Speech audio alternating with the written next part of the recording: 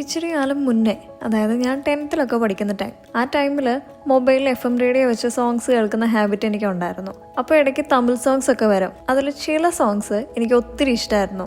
ആ പാട്ടുകളൊക്കെ ഓരോ തവണ വരുമ്പോഴും ഞാൻ ശകലം പോലും മടുക്കാതെ കേട്ടോണ്ടേ ഇരിക്കുമായിരുന്നേ.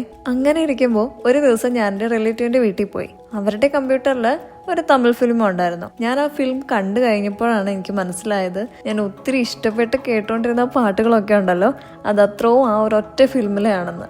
ആ ഫിലിം ഇറങ്ങിയിട്ടിപ്പോൾ 16 years ആയി. ഈ 16 years ആയിട്ടും ഒരു മടുപ്പും തോന്നിക്കാതെ ഞാൻ ഇപ്പോഴും ആ പാട്ട് കേട്ടോണ്ടിരിക്കും. ഇപ്പം ഏകദേശം മനസ്സിലായല്ലോ ഞാൻ ആ ഫിലിമിന് എത്ര അഡിക്റ്റഡ് ആണെന്ന്. ആ ഫിലിം മാത്രമല്ല, അതിലെ പ്ലേസസും കൺവെർസേഷൻസും സോങ്സും അങ്ങനെ എല്ലാം എൻ്റെ മനസ്സിലിങ്ങനെ തങ്ങി നിൽക്കുവാണേ.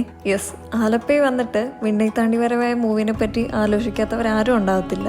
ഇപ്പൊ നമ്മൾ വന്നിരിക്കുന്ന പ്ലേസ് ഏകദേശം മനസ്സിലായി കാണുമല്ലോ. പുളിങ്കുന്നുള്ള സെന്റ് മേരീസ് ഫൊറൈൻ ചർച്ച്. ഈ പള്ളി ഏതാന്ന് മനസ്സിലായോ?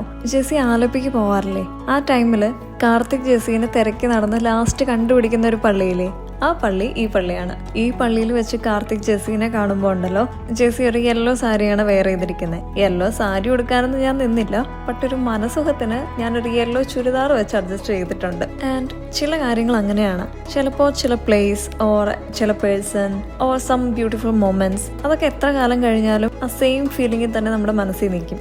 എൻ്റെ ആ ലിസ്റ്റിൽ പെട്ടതാണ് ഈ ഒരു ഫിലിം. ഈ ഫിലിം കണ്ടു കഴിഞ്ഞതിന് ശേഷം ഒരിക്കലെങ്കിലും പോകണം എന്ന് ഞാൻ കൊതിച്ചിരുന്ന ഒരു സ്ഥലമാണ് കേട്ടോ ഇത്. അതുകൊണ്ട് തന്നെ ഇവിടെ വരുന്നത് ഒരു നോർമൽ ട്രിപ്പ് പോലെ ആയിരുന്നില്ല എനിക്ക്. എന്തോ എക്സ്പ്ലെയിൻ ചെയ്യാൻ പറ്റാത്ത അത്രയും ഹാപ്പി ആയിരുന്നു ഞാൻ. ചില ഫിലിംസ് ഉണ്ടല്ലോ നമ്മളെ ചേഞ്ച് ചെയ്യും, ഓർ ചിലത് നമുക്ക് മോട്ടിവേഷൻ തരും, അങ്ങനെയൊക്കെയാണ്.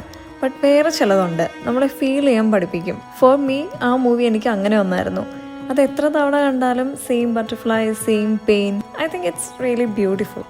Back to the church. ഈ പള്ളിയിൽ കയറി ജെസ്സി കുർബാനയ്ക്ക് നിന്ന പോലെയൊക്കെ നിന്ന് ഫോട്ടോസൊക്കെ എടുക്കണം എന്നൊക്കെയായിരുന്നു ഞാൻ വിചാരിച്ചുകൊണ്ടിരുന്നത്. ബട്ട് ഞങ്ങൾ എത്തിയ ടൈമും കൊള്ളാം, അവിടുത്തെ റെസ്ട്രിക്ഷൻസും കൊള്ളാം. ഞങ്ങൾ പോയത് ഗുഡ് ഫ്രൈഡേ ആവുന്നതിന് മുന്നേ ആയിരുന്നു കേട്ടോ. ഇതിപ്പോഴത്തെ വീഡിയോ ഒന്നും അല്ല, ഇച്ചിരി മുന്നത്തെ വീഡിയോ ആണ്. സോ പള്ളിയിൽ ആ ടൈമിൽ കുരിശിന്റെ വഴിയൊക്കെ നടക്കുമായിരുന്നു. മാത്രമല്ല പള്ളിക്കകത്ത് ഫോട്ടോഗ്രാഫി ഒന്നും അലൗഡും അല്ല.